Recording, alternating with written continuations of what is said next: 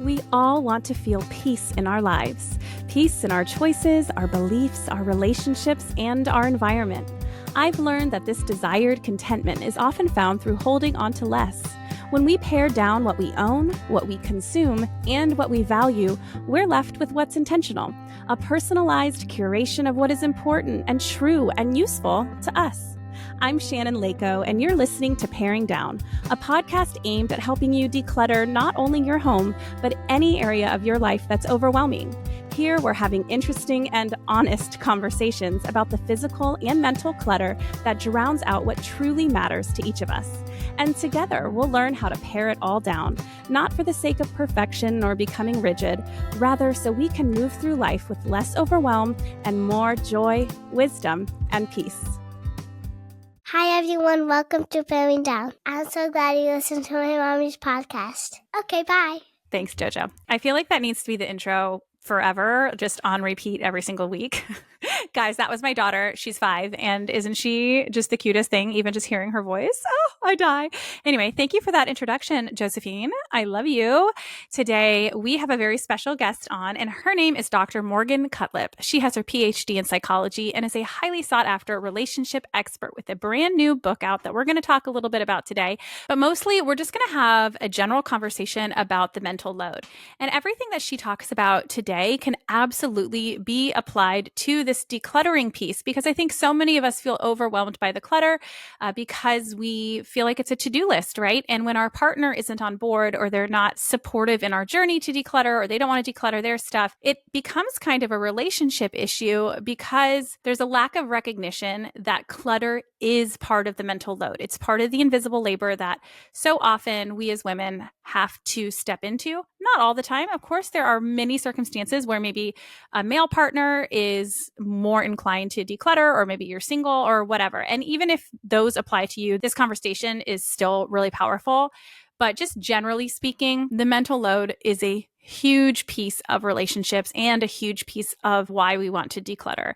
So if you ever have felt like your partner just doesn't hear you, or you just feel overwhelmed by all of this stuff, this conversation will really shed a light onto why and how we can move forward with ourselves and with our partners to create a space that feels more fair and manageable. Dr. Morgan has been a featured relationship expert with Good Morning America, Teen Vogue, the New York Times, Women's Health Magazine, MOPS International, Loveology, and Flow, which is the #1 app in health and fitness. Her book, Love Your Kids Without Losing Yourself, came out in 2023. And next week, 1 week from today, her second book releases, and it's called A Better Share: How Couples Can Tackle the Mental Load for More Fun, Less Resentment, and Great Sex. Dr. Morgan is really on a mission to help women feel empowered in all of their relationships so that they feel whole and light and deeply connected to those they love. I hope this conversation makes you feel really seen, really understood, and more importantly, gives you some tools to make changes in your home and your relationship that will better everybody involved. So without further ado, let's welcome Dr. Morgan Cutlip. Dr. Morgan, it is an honor to have you on the podcast today. Thank you so much for coming on. Thank you for having me. It's great to be here. So you are an author, you have your PhD, and you talk a lot on social media all about the mental load and about relationships. And man, that is so tied in with decluttering and clutter in general. So I'm so excited about your new book coming out, which we're going to talk about today.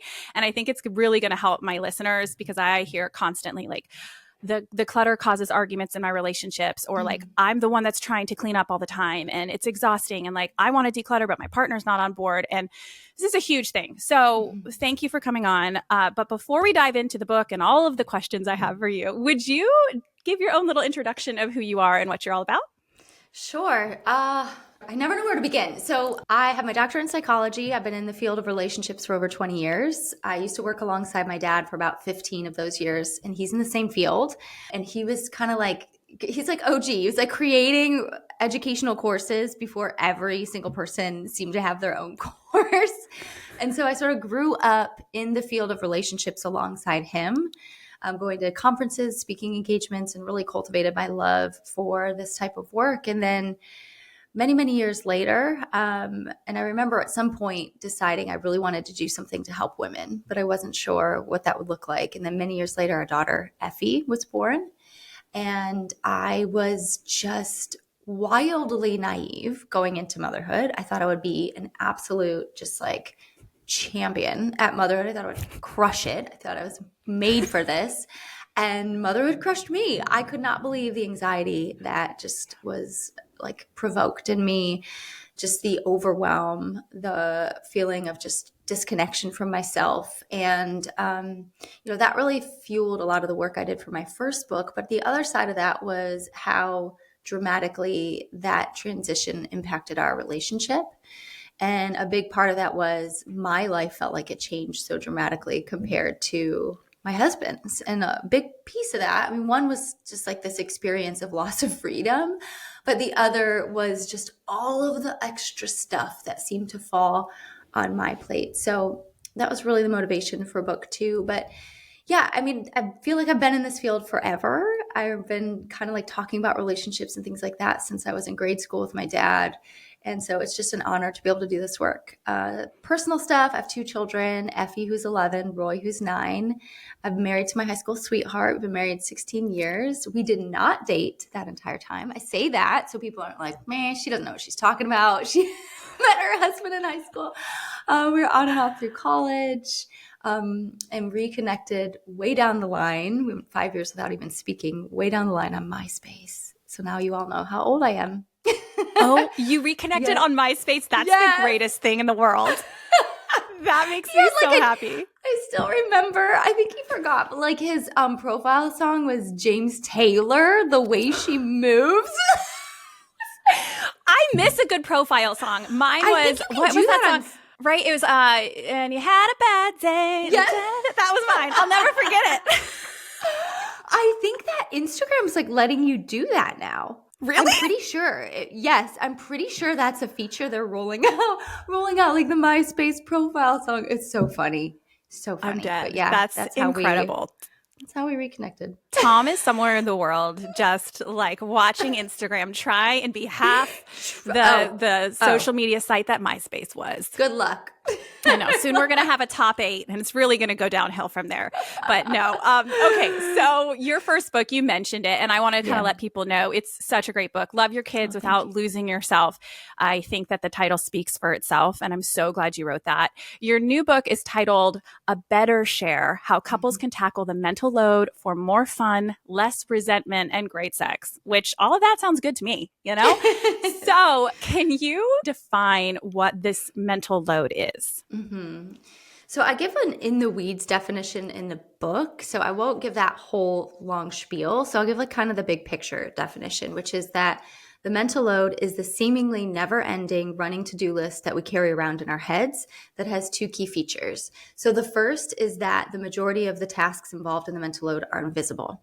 It's important to recognize this because it means that it's sometimes hard to get our partners to notice. It can be hard to explain to them if they're not aware of these things. It's hard to hand it off. It's hard for them to step into initiative. The other piece is that a lot of the stuff we do goes unappreciated because it's invisible, kind of happening in the dark. The other piece is that the mental load takes up cognitive real estate. So what this means is just that it crowds out space in our brains that could be otherwise devoted to things like peace, presence, patience, regulating our emotions, getting in the mood for sex, all these things that take up space and take up energy. Everybody has a mental load. I think it's important to say that. I remember early on in discussions with my husband, the conversation would quickly, like immediately get derailed because he's like, well, I have a mental load. What about my mental load? You know, this one was like a competition piece. So everybody has one. My kids have a mental load. The differentiator here is that in home life, the majority of the tasks of home and family life are carried by women. And when you look at the research, it shows that even when women work part-time, work full-time, they're still doing the majority of the tasks involved in the mental load and home and family life. And so when it starts to feel really unfair, and it can quickly lead to resentment and disconnection in the relationship. Yes. And it's tough because I fully have empathy like for my husband and what he carries. And still we are, we're 10 years in, 3 kids deep, and we're getting ready to move to Alaska, like I mentioned to you off air. And, and he's a very proactive guy. He's very hands-on. He really cares about fairness in the relationship. He's very progressive, I guess you would call him in that sense. He'll listen to podcasts about it. Like, he wants to work on this, which is incredible. And we are still having these conversations, right? Like, he mentioned something to me about yesterday about getting I guess like a box or whatever to attach to the back of the car so we have more room on our 3-week road trip. And he's asking me to decide which one to get. And Morgan, I'm not going to lie to you, I kind of lost my mind a little bit. I was like, you're spending your time looking up $1,000 boxes to go on the back of the car. Can I tell you what I've been doing? I've been communicating with our real estate agent. I've been making sure that the dogs are at the vet so that they get their vaccinations. I've been researching what we need to do to cross the line of Canada with the dogs. I've been making sure the kids are enrolled in their new schools, making sure that they have something to do when we get there in summer camps. I've been communicating with their teachers at their current schools because the boys have been having behavioral problems. I'm communicating about my daughter. She's Wahoo of the month, and how to get you guys your passes to make sure that you guys are there because I'm going to be out of town and you need to make sure that you and the babysitter show up for her to support her. So I'm communicating with the school to figure out that. I'm like naming all these things. And I'm like, I cannot fathom sitting around wanting to research $1,000 box to put on the back. Meanwhile, I'm the one thinking about what's going to go in it. What are we packing for the road trip? Where are we staying? What campsites are we booking? Who are we seeing along the way? How many clothes do we need? When are we going to do laundry? Right. So I have all of this on my mind. And, it was a good conversation because we talk about this a lot. And yet, no matter what, the default tends to come back on my shoulders. And I understand his side of the mental load, right? I'm like, thank you so much for doing. He does a lot of the paperwork. We're going to need to move because that's his job in the military. It's a military move. And he's doing that. And he's thinking about certain things like that, making sure we have our passports, all that. But it still feels like there are so many details that I'm considering. And so I appreciate you bringing up that everyone has a mental load because I thank him for the things he does. It doesn't take away his contributions by any means. And yet we have to talk about why so much falls on women. What is your theory or proof even, I don't know where it falls, onto wwhy it comes back to women? I think there are it's like the intersection of a few things. So one thing is right after kids are born, there are some physiological changes that set us up to sort of take on a little bit more. So we have this, some changes that make us more alert to danger around our kids. So we're a bit more protective. Things that help us, we have some changes that help us regulate better so we can kind of withstand the crying and some of that stuff. So there's some physiological things that set us up down a path, I think, of kind of jumping in first, taking some of these things on and not like we're not making enough room for our partners, but we're sort of just kind of doing the things. And so they're not jumping in and they're like, well, she's got it. So I'm just going to be a little bit more passive. So I think that's one piece, is the physiological piece. There's the sociological piece, which is just how we're socialized in the society that we live in. And it sounds kind of old school, but for the most part, it still kind of stands, which is that women are socialized to basically self-sacrifice for the preservation of our relationships. And so what does this mean? This means that that's where we're judged. That's where the standard we're held to is how well we think through and we take care of the people that we love. And so that shapes our expectations in those areas as well as our priorities. So, I mean, just like a really minor example, I remember like a week ago, our son had a school event at night. It was freezing and it was raining. And I was like, buddy, throw a coat on. No. And I'm kind of like, whatever. We're in Southern California. Freezing here is, not that cold. And I was like, come on, man, just put a coat on. Like, you'll be so much more comfortable. He's like, I'll lose it. I don't want to take it. I'll take it off right away anyway. I was like, fine. And I go, just so you know, when you roll up there and you're soaking wet and freezing, all of the workers who are at the event are going to be like, why didn't your mom pack you a coat? Nobody is going to be wondering why your dad didn't. So we are judged by ourselves, by other women, by other men, in society for how well we do this stuff. And I think this just operates under the surface, sort of pushing us to really deeply invest in these areas. So that's another one. Men, stereotypically, I know, but it still sort of fits, are really socialized to be the protectors and providers. So our financial and our physical security. And so if those boxes are checked, it feels like they've done the bulk of what they're supposed to be doing. Then everything else can sometimes, I'm generalizing, but can sometimes feel like, I'm doing extra here. I'm like going above and beyond. And so again, that shapes their priority. So I think those pieces are a big part of it. Another one is something I call piling on of precedents. And this is one that I really encourage people to pay attention to, because you can start to walk this one back pretty intentionally. But this starts back in dating and definitely before kids. So what this is that women, we love to caretake, do things for our partners out of love and just because it feels good to give, which is not a bad thing. So it's like stuff like this, like early on where you're like, hey babe, I noticed you're out of deodorant. Like, I got you some more. Or, hey babe, I know, Mother's Day's coming up. Don't worry, I already sent a gift off to your mom. We do this stuff just because it feels good to take care of our partner. But what we're not realizing is that the first time we do it, we're probably going to get a response where it's like, you're the best. Like, what would I do without you? It's like over the top appreciation. Second time, maybe we get a thank you. Third time, it is completely off the radar. They are not thinking about it. And it has become our permanent responsibility. And when it's out of their awareness, they're not even paying attention to the fact that this needs done. So we do this early on in our relationships and sort of like soaking up all of these tasks kind of in the dark. I call women the bounty quicker picker-uppers because we're really, really absorbent. So we're soaking up all these tasks. We get into motherhood, literally overnight, tasks increase exponentially. And now we are fully saturated very, very quickly. So it's like a well-intentioned thing that leads us down a path of being in charge of way more things than we probably ever wanted to be in charge of.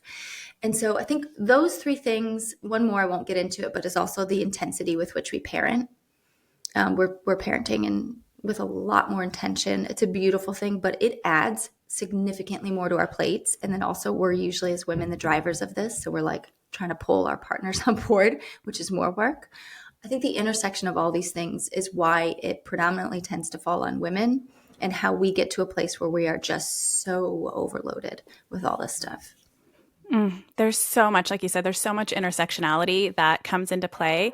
And I appreciate you bringing up all the different angles because it's true. They're all there. And so we can't just point to one thing and be like, oh, it's just society, or it's genetics or whatever you call it. Like, no, there's like a lot going on. And then that's the challenge that I see for those of you. I have my bachelor's in psychology, but I always joke. I mean, like that qualifies me to do absolutely nothing except for just really enjoy the subject. But I always admire psychologists and therapists because there's so much nuance in what you guys present, because not only are these different kind of umbrellas that you have to put everything under and recognize the intersectionality, but then each individual is entirely different. Each dynamic between two people is entirely different. And so there's just so many different reasons. And I think probably the only kind of commonality and common thread is this personal agency we can take to better ourselves, however that looks for us and our relationship, which is really what you're motivating people to do while being aware and giving language to the things that they're struggling with. And you mentioned in all of that about how there's this idea that there's a role traditionally, very stereotypically, but also legitimately, that men are kind of expected to be the provider. We see them put a lot of pressure on themselves, right? We can't deny the pressure they feel. I remember I once made a comment about wishing we could get a new rug and we couldn't afford it. And I didn't realize that my husband felt inadequate because I had said something about wanting something we couldn't afford. And in my head, I didn't matter, whatever. That'd be nice to have a new rug, But to him, it's like, I haven't provided enough. And so I want to offer love and empathy for what they shoulder within the relationship and for the family in terms of that stereotype, just like we shoulder so much of the housework on the other side of this stereotype. Yeah. That being said, how do we determine a fair share? Because there is this idea, particularly that stay-at-home moms, or even in the person who works in the home, but usually the woman, should be in charge of all house stuff because that's their form of contribution. I have strong feelings about this, but I'd love to hear what you have to say about that. Yeah, I see that too. I see it come up a lot in my community and when I've worked with women or even like spoken to groups of women, of just this feeling of like, I should be able to handle it all if I'm a stay-at-home mom, or if I earn less than my partner. There's also that one. I should be able to handle it all. And also it's not fair for me to ask for more when I'm earning less or I bring nothing to the table. And so I think we have to make like this seismic mental shift around the currency that we use in our home and family life. So currency in society is obviously money. So what that means is that money is equivalent to value and to power. So if you kind of like deduce that down, it's like the less that you make, what you're less valuable, and also you have less power. And I think a lot of us, if we make less than our partners or we are stay-at-home moms or parents, we feel that. It feels like kind of like a vulnerable spot because you have less power and you have a lot of times it's sort of implied that you have less value. And so we have to shift the currency of the home to time and energy.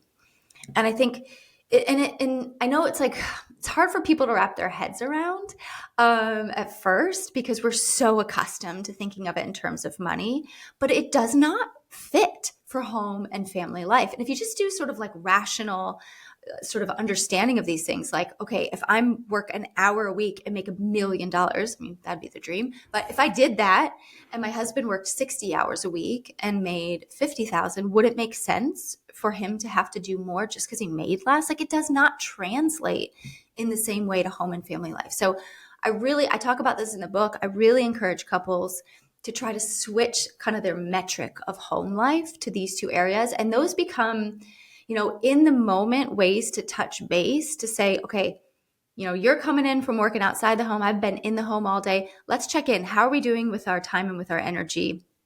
Who can jump in and relieve the other? And then can we make a swap? So it becomes like an in the moment sort of measure of who can jump in and take some of the things on in that moment. I think the other thing is, like, there's a lot of studies coming out now about how many hours a week a stay-at-home mom works. And I think it's around 98 hours a week. So that's wild. That's 2.5 full-time jobs. So I say this just so if you're listening and you're a stay-at-home mom, you struggle with the guilt around asking, you don't feel, I guess I would call it a healthy sense of entitlement to ask for more participation. Just look at the math of this issue. 98 hours? That's wild. So I think, one way of framing it too is that if you are a stay-at-home parent and your partner works, whether it's inside or outside the home, when they're in their off hours, that becomes the shared time where you both are jumping in, you're sharing the responsibilities. It's not fair for one partner to feel entitled to have all this off time just because they worked outside the home when their other partner's been on all day too. And so it becomes, it's like swimming upstream a little bit. You have to go against some of the ways we've been conditioned and programmed in our society to really rewrite the rules of the home. But it changes the way the relationship and family functions when you can do this, because when she's feeling really whole and taken care of, everybody does better in the family. The kids do better, the relationship does better. And so it's really important couples can sort of make this shift. Yes. I wrote a blog post years and years ago called Income Isn't Hierarchy, because I love what you said about energy, and it's not about a competition. I think that, is half the battle. Is it's like, who's more tired? I'm more tired. I've been in the office all day. I'm more tired. I've been chasing after kids all day. And that's just not going to get anyone anywhere. No. But this idea that our worth is tied up in how much money we bring in terms of like basic human needs, as though somebody who works in an office and just because they make more, even don't care where they work, but just because they make more, they're more entitled to to sleep and to like eat and hygiene and rest and joy, like because you make more, as though it just doesn't even make sense, especially given that half the time how hard you work has nothing to do with how much money you make. You're It's telling me true. that somebody cleaning all of the rooms in the hotels, we know someone, she works in a hotel as a housekeeper, and she gets there at 4 a.m. and she works her tail off all day. And then in order to be ready at home for her child to come home from work, and she's a single parent, but you're telling me Oh, that she works not as hard as somebody else who goes to an office and has a more traditional like white collar job, and just right. because they make more money they're more entitled to rest than she is. Pardon me, income is not hierarchy, my friend. Like, you can tell I get worked up about this. Yeah, because it really, like, this belief system makes the one who earns more feel incredibly entitled to the time and to the rest. And this, I mean, talk about a fast track to resentment. If you have a partner who feels entitled to these things while you're just busting your butt all day long, you were going to be there real fast. So yeah, I can get fired up about it too. It's a really important shift families need to make, because there is value in the unpaid labor. I mean, think about all of the, how much would it cost you to hire someone to make all your meals? Not even counting doing your grocery shopping, doing your laundry, cleaning your house, being basically a live-in psychologist for your children and an activities director. I mean, the diversity of roles that the stay-at-home parent plays is insane, and there's a lot of value attached to that. It's just not monetary. And so it's so, so important as just like a foundational step to finding fairness in your relationship that we shift this mindset. Yeah. And you've pointed it out too. I mean, research supports that women are doing this even if they are not stay at home. Even if they're Oh, not, yeah. they have a full-time job and they are all of these other things. Like, Yes. I'm like, no wonder there's this resentment. And I Yeah. wanted to ask you about that too, because there's this idea that it's good for us as women, of course, to break this mold and to make the invisible labor visible, and to change the patterns here, because of course that's better for us. But it's like you said, it's better for the relationship and it's better for the guy. Can you speak to why men should care about this, besides the fact that maybe they should care about their wives' experiences, and like that, is part Just like of, at a I don't know, foundational level. just like the foundation. But like, besides that, why should they care? Yeah, I mean, I always find that so baffling. Like, even in my own relationship, there were times where I was like, don't you just want me to feel okay? Like, it's wild how that can so easily get lost in a relationship as you sort of enter into like the logistical phase of life and kind of the monotony of things. You get comfy.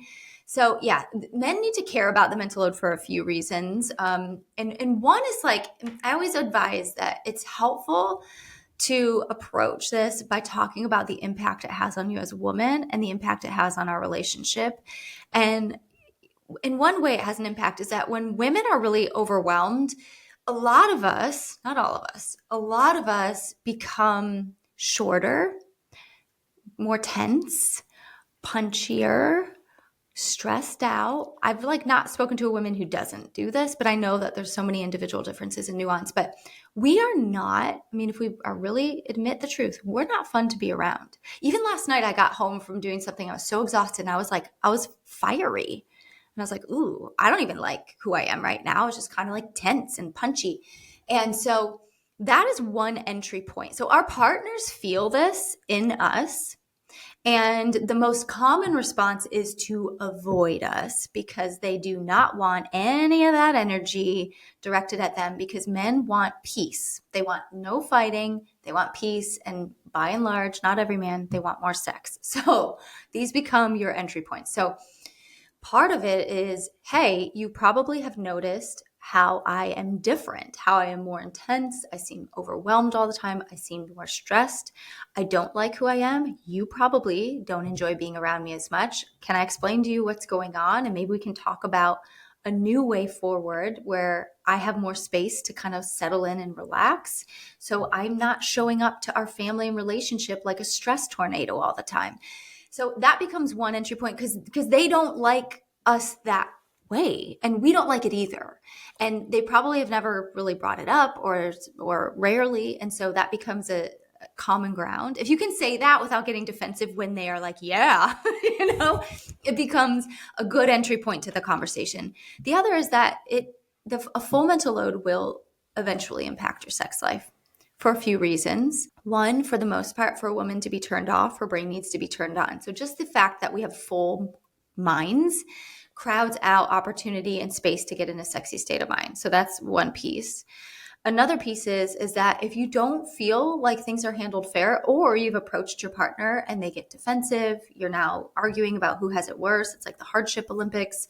You get dismissed, which dismissiveness is a very big response. Like, oh, you're making a mountain out of a molehill. You worry too much about things. I don't know why you're so overwhelmed all the time. These things are going to make your partner feel unsafe. If your partner feels unsafe to you, you are not going to be in the mood to be vulnerable and to engage in a really like connected and great sex life, because you're mad at them or you feel let down by them or invisible. So that's the other piece. And the third is that it's kind of weird, but an unfair mental load will start to sort of develop into this parent-child dynamic in the relationship, where the woman usually is pursuing their partner to participate more. And then they'll respond by either pulling away, dismissing all those responses I talked about, which then she can either increase her intensity, get louder, kind of pursue him more, or she'll withdraw. But when she gets louder, she becomes the nagging the child. And he becomes like an extra burden in terms of being sort of like an extra child. And so a parent-child dynamic in your relationship is not sexy. It's just not. And so men need to care for all of these reasons. If you want more peace in your relationship, if you want a more fulfilling sex-like life, if you want to feel like your partner's at ease in your family life, things are running a little bit more smoothly, you're going to have to step into some of this stuff in a multitude of ways. So I believe that's the best compelling argument for men to care. I think my husband would agree that those are things that he wants. You know what I mean? And we're in such a good place that, like, you know, I mentioned, even how you mentioned you came home last night, we're a little bit fiery. And I mentioned how I was frustrated with I was very triggered by whatever that box thing on the back of the van. And it's like, I could come back to him and be like, I'm sorry. I absolutely overreacted. And the reason I overreacted is because those things are weighing me down. Right. Yes. And so like so in the last 2 days since that conversation has happened, he's just been a little more aware of what he brings up and what he's putting on my plate. And I should have communicated with him, hey, I'm getting a little full here, right? Instead of just like popping off when it would just overflowed. And so there's that responsibility on our end to communicate when we are taking on too much. I think that is such a good point, that they don't want to be around us, but we don't like it either. I always tell them. You don't like it either. No. I say that to my kids. I'm like, do you think I enjoy giving you consequences? Or like, I'm like being mad at you. I'm like, no, I hate it. I want to just love on you all the time. So please stop hitting your brother. But that's kids. Oh, yeah. And I know. And I mean, a lot of these things will sort of morph us into somebody we don't like to be. And then the resentment develops because of that, where it's like, why am I the one who's carrying all this? And now I don't even like who I am. And now I'm ticked off because I've become something that I never thought I'd be and never wanted to be. And so, yeah, it's so important that couples get good at this. I know I had to apologize last night too. I think it's really important we take accountability for how we show up. And I think, you know, what you're saying about, you know, you and your husband being pretty good at this stuff, but you always have to talk about it, is really one of the main pieces of my book. I mean, I help couples navigate these difficult conversations because a lot of times they kind of go off the rails. But one of the main superpowers of a couple is to be able to regularly talk about it without it sort of spiraling into defensiveness and all of these things, because the mental load is constantly changing. I mean, look at your life. You're doing this massive move. So the demands and the intensity are constantly shifting. And so that means that you have to get really good at sort of touching base, making adjustments, be able to say very casually without getting derailed again, hey, I'm getting kind of full. We got to make some shifts here, and who's doing what, or FYI, this is where I'm at. So adjust accordingly because I'm feeling it. So it's so important that couples get to this place, because modern family life is just full of like so many demands, regular shifts, and all that we have on our plates. It's sort of relentless. So this ease at which you talk about it becomes your biggest strength in navigating the mental load well. Well, speaking of navigating those conversations, can you share maybe some phrases we should avoid using when we bring this up to our partner, whether we've brought it up before or maybe this is the first time we're saying something's got to give? What kind of words should we avoid? And maybe what are some phrases we should use? Yeah, I mean, I've gotten some pushback on this, but I just believe. So, on the one hand, I understand why women feel really angry about this. I've been there myself. It makes sense. There's like, again, the game is kind of rigged against us in many ways. And so I've gotten pushback about like being too soft with some of these things. But my perspective is that let's keep our eye on the prize. The eye on the prize is the long game. It's actually getting to a place that feels fair. And I don't think criticism is conducive to change. So we can come in hot, but just be prepared for a fight. And so by all means, if that's your approach, go for it, but it's not going to probably end where you want it to.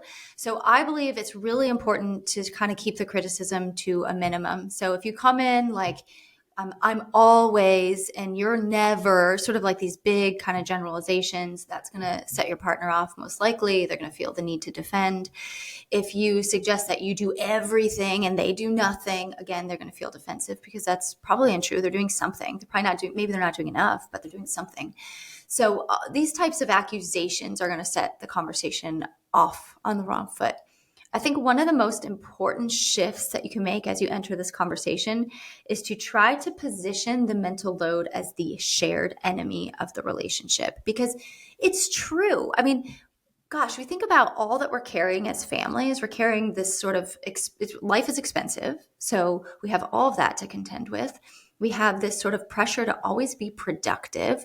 We have the expectations set by the media and social media that are totally out of reach. They're just way, way, way inflated.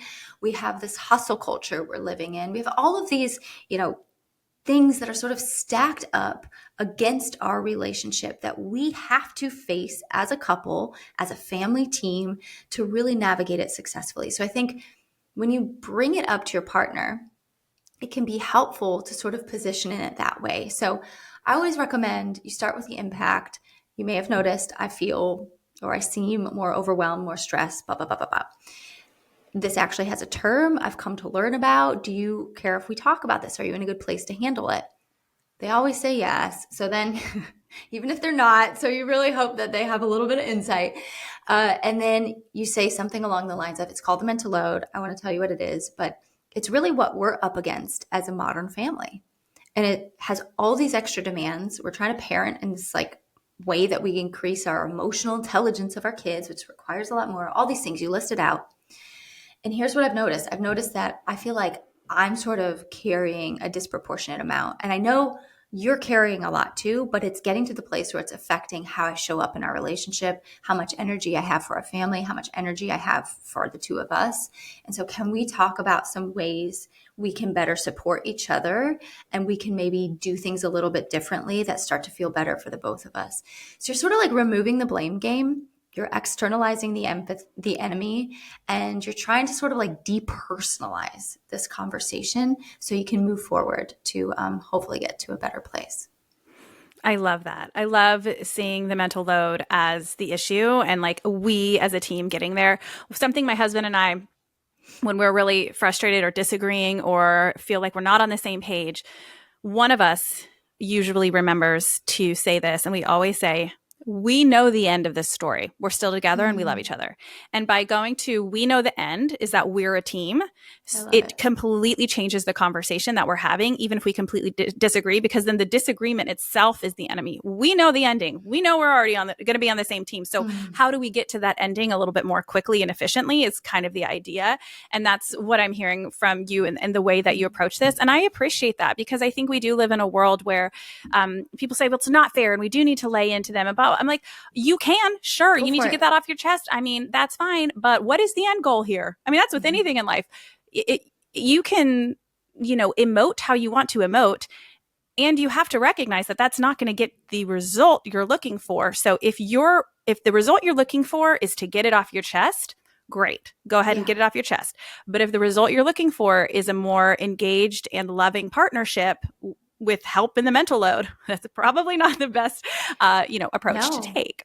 And the thing is if you start off with that like emoting piece, you're not going to probably be able to have this conversation many more times without first battling through all their defenses. So it's going to set you up to have a harder time talking about it in the future. So if you need to emote, get it out another way and then come to your partner. I mean, ultimately, a lot of that intense emotion will start to sort of deflate and decrease once you feel like your partner understands you and supports you and gets you. And so I don't think it's like always necessary. And not to say, there are jerks out there, both men and women. There are jerks in relationships. So I recognize too, in my book, I have an entire section on resistant partners. There are resistant partners that people will be dealing with. And so we have to sort of determine when you have a resistant partner, are there techniques you can use to push through the resistance and get to that other side? Or are you basically with a partner who will not make changes? So I want to just put out there, like, I know that exists. I'm not trying to sugarcoat this experience. But for the most part, you're better off coming in a little bit softer and trying to then get to that sort of end goal, which is to find more fairness. Yeah. I mean, I have to think through, how would I feel? Let's say my husband needed more support financially and he was like, we're just not going to cut it with this right now. And he's doing all he can. How would I feel? Like, what would be the best approach for me? Would it be to him to come in and be like, you don't contribute anything, or would it be to come in and be like, hey, I know how hard you work and I know X, Y, and Z, and thank you so much. And I'm worried about this aspect of our family life. And so can we talk about ways that maybe you and I both can figure this out? Right. We just have to kind of flip the tables and then it becomes clear. Hey guys, it's time for your ad break. Each week I like to say a huge thank you for your graciousness that these are part of the podcast. Here we go. I think this is one thing that I hear a lot too is what do we do if our partner says they want to step up? We talk to them, they say, okay. And we talk about what tasks we're offloading and it's now going to be their responsibility, but then they don't do it or we don't trust them to get the task done. But it's an important task. It needs to happen. Like the house needs to be locked or the kids their lunches have to be made by a certain time in the morning. How do we handle that if they say they're going to do it, but then they don't do it? Yeah, this is actually pretty common. So a couple things, and I walk through in the book, like kind of the hardest part of writing this book is there's so much nuance around the mental load. So I walk through these different scenarios and how you can kind of move through them as a couple. So one of the big takeaways is that I give a framework for having a regular check-in around the mental load. And I give like an agenda. You can print it out. You can download it. You can print it out. Take it in almost like a business meeting. And I know we can talk about people's pushback on that, but it's very, very important that you do this. It will dramatically change your relationship in your life if you do. But part of the reason you do that is because you're going to have to make adjustments in these things. So and it gives you a forum for talking about it regularly versus usually it falls on the woman to bring this stuff up. So if you don't have this forum to touch base about this stuff, when your partner says they're going to do something and then they don't do it, now it's going to be on you to sort of like work up that courage, think about all of the things that might come up if you bring it up, like if they get defensive and they argue with you, they give you excuses, how are you going to handle it? It gives you sort of like more load to carry worrying about following up about these things. So if you have a forum for this conversation, that's when you talk about it. So part of it might be, hey, we had talked about you taking care of X, Y, or Z, and I've noticed you did it once and then you haven't done it again, or it just never got done. And there was a deadline on that. And that was really important. So a couple of things you might say, is this something you feel like you can still take care of? Or do we need to swap some things around? Or two, what are some things you can do and set up to make sure you remember to do this? Like, do you need to put a reminder in your phone and you're not saying I'll remind you. You're saying, how can you manage this task so you don't forget to do it? So you have this natural place of checking in, making adjustments, and fine-tuning your process as a couple around these things. Not everyone will do that. It's a bummer because that will literally just change everything if you do that. So if it's more like an in the moment situation, it's a little bit trickier, but you would just approach them. I mean, and again, though, it's on you to do the work here. And so that's an extra layer of mental and emotional labor.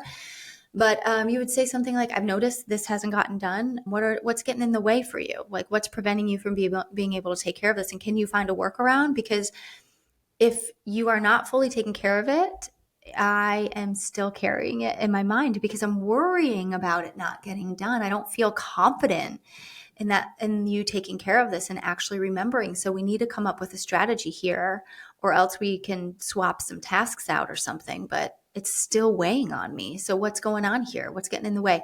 Sort of trying to give them an opportunity to kind of express what the barriers have been, or hopefully own it and make those adjustments and take care of it moving forward. Yeah. And I appreciate you saying, like, at the end of the day, that is another form of the mental load. And that, oftentimes it's women who are carrying to bring this back up, which is why like a weekly check-in or however often you want to do it is so important. I know Erin and I have found that to be incredibly helpful, because then it's like built-in time. It's like that the meeting is the one telling, and it's not like I feel like I have to constantly remind him about stuff. I know that it's going to get talked about. But beyond that, like, I think I hear this from friends, and then I see it online a lot. I shouldn't have to bring it up. I'm the one that's already dealing with the mental load, and now I'm the one expected to bring up the conversations to fix it. But I mean, tell me if I'm wrong, because like I said, I'm no couples therapist. But in my head, I'm like, well, you have two options. You can either bring it up, because if they're not going to bring it up, you can either bring it up and hope that it helps change the relationship, because or you get out of the relationship, because either way, like, you kind of have to accept the fact they're not going to bring it up. You can want them to, you can ask them to, you can say, hey, I want you to initiate these conversations or whatever. But at the end of the day, if they don't see it, or it's not important to them, or whatever it might be, if they are not willing to do that, I just don't see the other option other than to bring it up. And you can either choose to be real bitter about that, or just be like, okay, like, I'm going to be bringing it up because I see it, and accept that. I don't know. There's this idea, well, we shouldn't have to accept that. Then what are you doing with that person? I don't see the other option. Yeah. Well, you're speaking my language. I like unintentionally ended up getting like in an argument with another creator who is not in the same field I'm in. And I talked about how some content on the mental load is actually kind of harmful for your relationship, in part because the suggestions that are offered are basically, one, the guy goes to therapy, or two, you leave your relationship. So, I mean, in an ideal world, right, the men like initiate going to therapy, but I like to live in reality, and I'm also pro relationship. And so my pushback was, that's great to say the men should go to therapy, but to then fire people up, okay, to fire people up around this topic and then offer no actual tools to move through it is irresponsible and, in my opinion, toxic. So that's kind of what you're speaking to, of like, what else are your options? So I agree. It sucks that we have to bring it up. I get that. I don't disagree one bit. I can get fired up about it too, but also let's not be fired up and unequipped. And I think at the end of the day, we are the ones who are unhappy with our situation. And I get, like, it's annoying, right? But it's like, I think my husband was like totally fine with how we did things. And he wasn't like feeling the pain. We're the ones feeling the pain, and who better to advocate for a shift than us? And I know it's more work up front, but if you're playing long ball here, it's to get to a place where there's quite a bit less work falling on us. And so we're more motivated. We're the ones who want the change. And so unfortunately, the responsibility a lot of times of initiating this conversation falls on us. But I believe it's for a good ending, and an ending that's worth pushing for and worth putting in a little bit of short-term effort to try to achieve. And so, right, you might get to a place where it's like, I've tried and there's nothing I can do, and that results in you leaving your relationship. I understand that, but I just think that we have to have more options for working through these types of issues. And I think at the end of the day too, if you think bigger picture societal change, if we just all up and leave our relationships because we're frustrated, we're actually not, like, nothing's moving forward then in our society. And I believe that we have a massive amount of power to change things as a big picture in a systemic way by what we do in our homes.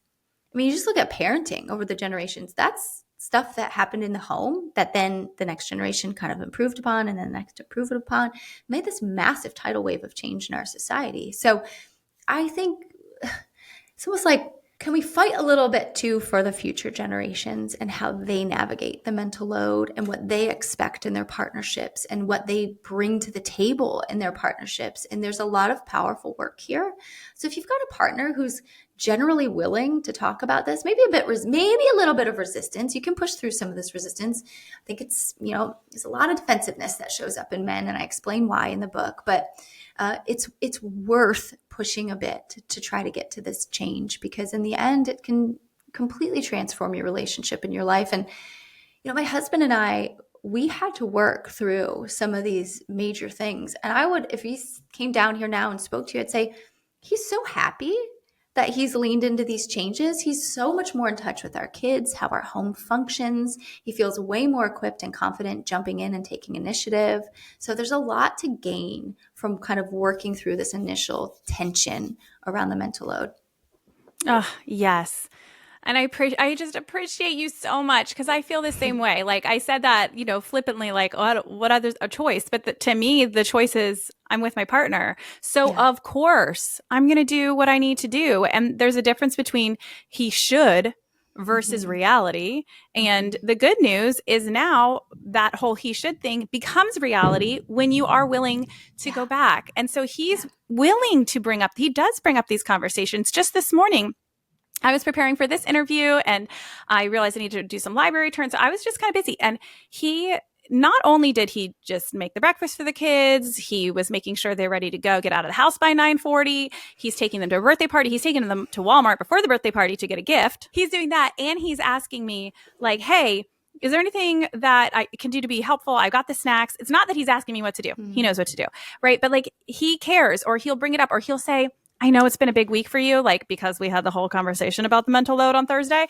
And, he's like, I know it's really tough for you. I don't want to add anything else to your plate, before he asks me a question. So he at least prefaces it with that empathy, right? Like he's initiating conversations. So, the result is that ultimately it has lifted off of my shoulders this initiation piece, because I was willing to be the initiator at the beginning. And yes, I probably still initiate more than he does, but ultimately it's helped our relationship so much. And it's been super worth it to be the initiator. Let's see. I have so many questions. This is such a big topic, like you said, and I know so many of my listeners feel it, because I'm telling you, whenever I do a question box, like, what's the hardest part about decluttering? Getting my partner on board. Like, they just don't care.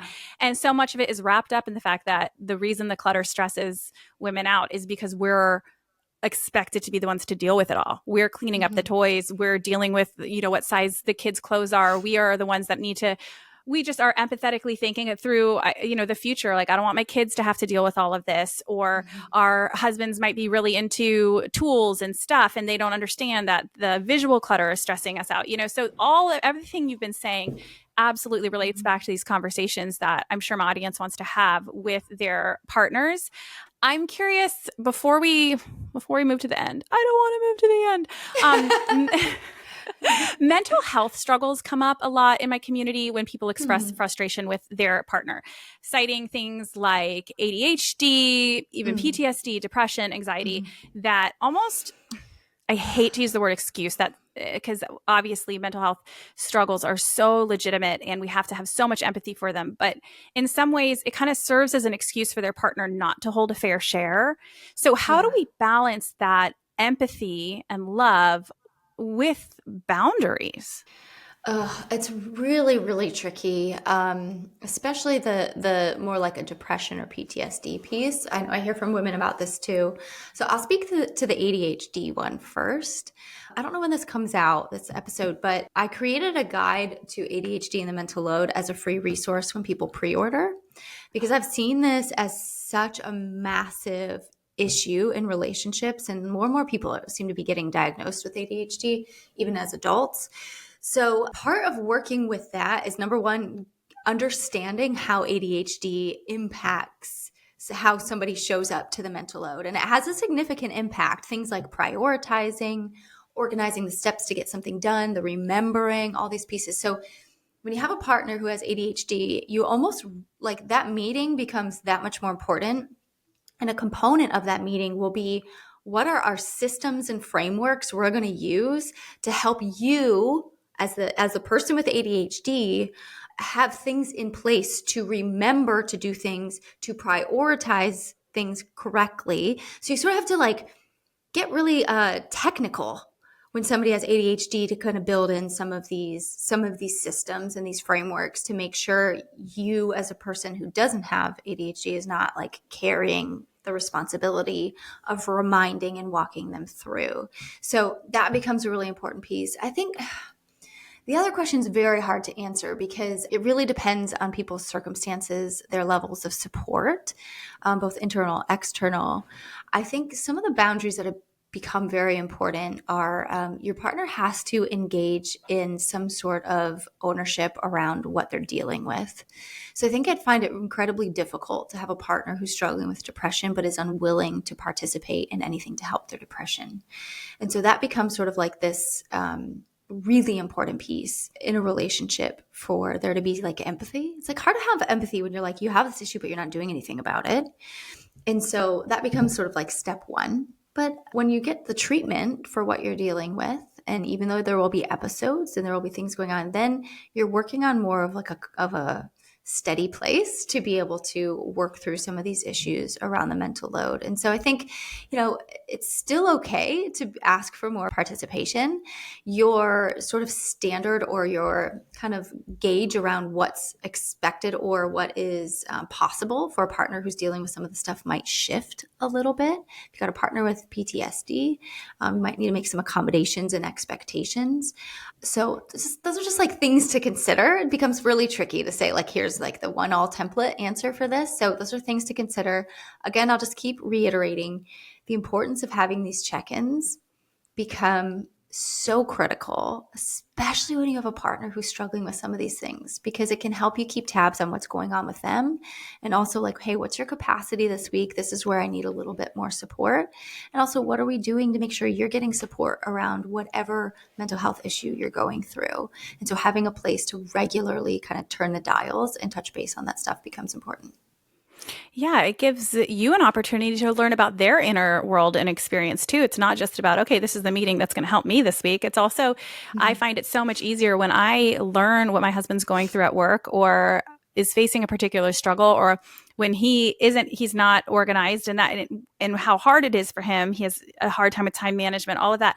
And the more he talks to me about it and I can sense the frustration he feels with himself or, just his inner world, then my empathy goes way up, right? And so not only are we addressing the logistical things that I might need some help with this week, but we're also talking what he might need some help with this week. And it becomes much more of a relational thing rather than this like manager and employee dynamic, which is certainly not a recipe for success. Yeah, I mean, throughout the book and even with this topic we're talking about right now, part of what I try to do is offer deeper understanding of each person's perspective and experience, and then ways for each partner to sort of like cross that bridge to understand their partner better and then their partner to understand them better. Because when we have a deeper appreciation and understanding for one another and how we're different or our struggles, it depersonalizes a lot of these areas that become disagreements.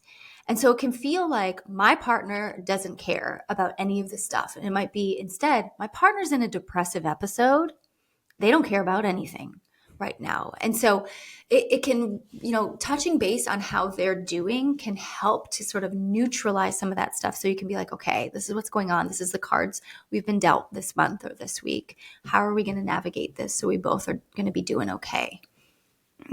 I love that. I mean, that's just part of being human and being kind. And I always try and remind my listeners that like relationships are more important than decluttering. While I want you to lessen the mental load and the housework by having less clutter and all of the things we talk about, at the end of the day, like your home is going to be way less stressful if you are in a healthy relationship with your partner and your kids. Yes. And that is more important than decluttering. So how do we strike that balance between the two? Oh, by the way, I wanted to say this is coming out April 1st. Your book comes out April 8th. So people can pre-order and get that ADHD guide. So that's perfect. What is your advice if our partner's expectations, preferences, like level of completion is different than ours. Like they take on a task, but they do it in a way that you're like, that's not right. Yes. So in the book, I have a section where couples talk about what their good enough standard is for things. And I think that's part of the conversation. If you're handing off a task that you've done before, part of the conversation during that handoff period is, okay, let's talk about what's good enough, because my good enough might be different than your good enough. And so you kind of negotiate that through. Once you've done that, then you have some sort of like piece that you can return to if they're not fulfilling the good enough standard. It's like, we talked about it. Let's revisit this. Let's make some adjustments. This is both a lot of stuff with the mental load is really this like internal work. And then, so I call it the within work. And then it's the between work. So the dynamic. So also part of it is we have to reflect on our expectations. Is this really necessary to do to this standard? Is it a realistic expectation that my partner can actually fulfill this standard? Like sometimes our partners are like just not going to be able to do things in the way that we can do them. So also reflecting on the intensity at which you're sort of withholding the standard is important. And it might be a situation where you're like, you know what? It's important. This is a deal. Like our kids will choke if you don't cut the grapes a particular way. It's like there might be certain things that are really important. And so they have to level up. There are times where you might need to lighten up a little bit on these expectations. And so that requires some internal adjustments. Or there's some times where we let these things go completely. I know there's been stuff that I've handed off before that I just let my husband take on in his own way. And he ended up finding like a better, more efficient approach for things. So leave a little bit of opportunity for our partners to surprise us and to do things differently, but sometimes even a little bit better. So, it's a sort of ongoing fine tuning. But yeah, I think, really having a good enough standard is kind of the path I lead people through in the book to figuring out what is done look like, what is done to completion, and what are the steps that are required. And you actually talk this stuff out for some of these tasks that are really important. I love that. Actually, as you were talking, it reminded me of the phrase, I think it's Eve Rodsky who calls it a minimum standard of care. Like, yes, like we have to actually talk about what that looks like. And as you were talking about letting some things go, like my listeners know this if they've been listening for a while, but there are certain things in the house when it comes to clutter. It's not going to be how it would be if I lived alone. And I have to accept that. Our kitchen is going to have so many more things in it because my husband loves to cook and that is his thing. And I can tell him until my face turns blue that we're never going to need 6 of the same pot at the same time. But at the end of the day, I love my husband. I love his enthusiasm. I love his food. You know what I mean? I love his hospitality. Yes. And you know what? I would rather accept those 6 pots into my life and be married to my husband than have a perfectly decluttered kitchen that would look different if I lived alone.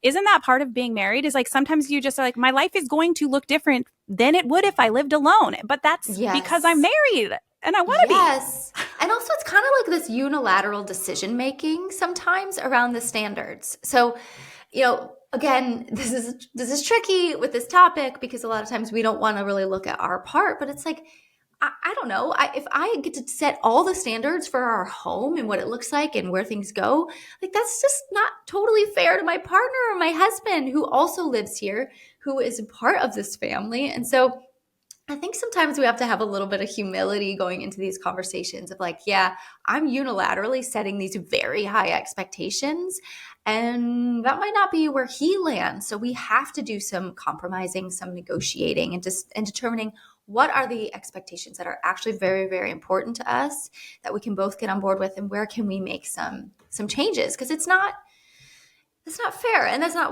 a way to live of one person being the boss of how everything is done. So it's hard to swallow sometimes, especially when we're doing a lot of the home and family stuff. But I think it's necessary to reflect on that. Yeah, all that self-work comes in. Yeah, okay, well, there are 2 questions I ask everyone at the end of the podcast. Ooh. So the first one is, what is something you are currently paring down? It does not have to be cluttery. It can be, or it can just be a thought, a belief, anything like that. I'm not doing it yet, but I'm chomping at the bit, which is my closet. I feel and it's always the change of season. I get really confused about how to dress myself. What do I look look good in? What do I like? But I've noticed lately I just have so many clothes I never reach for. And so I have this like deep sort of craving for an efficient closet. So I ordered some bags from ThreadUp. So I'm going to like go through all my clothes and send some in and donate some others. So I'm really excited to pare that down. Oh, well, you have really cute clothes. So whoever gets Thank those bags at ThreadUp is lucky. Okay. I love that. And what is something that you are currently looking forward to? We're planning our first trip to Europe with the kids. And we've been waiting. We've talked about it for years, but we wanted to wait until we knew we were like not going to have a tantrum and the kids would appreciate it.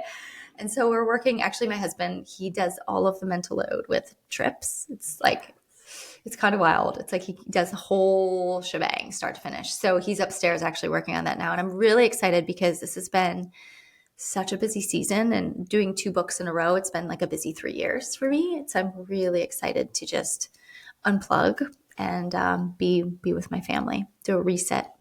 That sounds like it's going to be incredible. My husband and I dream of those days. We're like, we want to take them when we're young, but like, do we? I don't know. Don't do it. Don't do it. Well, not yet. All right, Morgan. Not yet. Yeah, it depends. It depends on the trip, right? We just did Disney World last week for spring break, so I am good on the travel for now. Where can everyone find you? Get your book. I will have all the links, of course, in the show notes. But where can they buy the book? Follow along with you on social media. All of the things that you offer. Yes, you can buy my book anywhere you buy books. So Amazon, Audible, Barnes & Noble, Target, everywhere you can find a book, you can find it. If you use my pre-order page, if it's before the 8th or earlier, you can get all those free gifts. So hopefully you just link that. That's on my website. My web address is just drmorgancutlip.com. It's DR. And then my Instagram handle is Dr. Morgan Cutlip as well. Easy peasy. Well, yep. I appreciate you. This was such a good conversation. I probably could have gone for hours, but it's so real. So thank you again for coming on, and happy book release week. When this comes out, it is 1 week until your book comes out. I know. Crazy. Thank you so much for having me. I appreciate you. You just listened to an episode of Paring Down with me, Shannon Lako. If you enjoyed the show, it would mean the world if you can leave a review wherever you listen and share this episode with a friend. Those reviews really are what keeps a podcast on its feet for the long haul, and I will read every single one with a huge smile on my face. So thank you ahead of time. If you're watching on YouTube, don't forget to hit subscribe. Also, be sure to follow along on Instagram at paring_down, where I offer lots of tips and inspiration for paring down, along with what's new here on the podcast. Till next time.